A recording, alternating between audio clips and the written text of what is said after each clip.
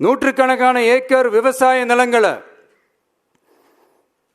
மிகப்பெரிய நீர்நிலைகளை, ஆயிரக்கணக்கான வீடுகளை, அவங்களோட வாழ்வாதாரத்தை அழிச்சிட்டு அந்த இடத்துல தான் ஏர்போர்ட் கட்டியே ஆகணும்னு என்ன சார் அவசியம் இருக்கு?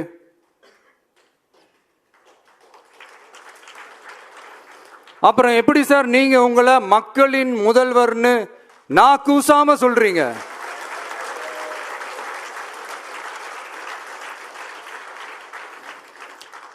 இதுல வேற உங்களுக்கும் இந்த பரந்தூர் ஏர்போர்ட் கட்டுற பிரச்சனைக்கும் சம்பந்தமே இல்லாத மாதிரி வேற காட்டிக்கிறீங்க.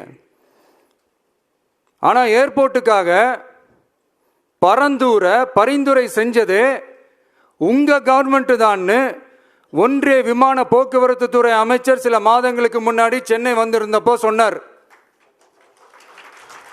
அதுக்கும் உங்ககிட்ட இருந்த எந்த பதிலும் இல்லை.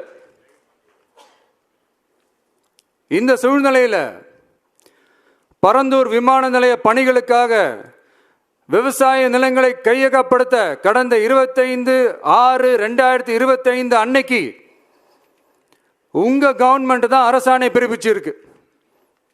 விமான நிலையம் அமைக்கிறதையே ஏற்க மாட்டோம்னு வருஷக்கணக்காக போராடுற மக்களோட நிலங்களையும் சேர்த்தே கையகப்படுத்த அந்த ஆணை பிறப்பிக்கப்பட்டிருக்கு. விவசாயிகளோட கண்ணீரை துடைக்க வேண்டிய தமிழ்நாடு அரசு அவங்களோட கண்ணில் குத்துறதாகவே இருக்கு இந்த ஜிஓ. இதெல்லாம் உங்களுக்கு தெரிஞ்சுதான் நடக்குதா? உங்க ஒப்புதலோடு தான் நடக்குதா? தெரியல, பதிலும் தெரியல.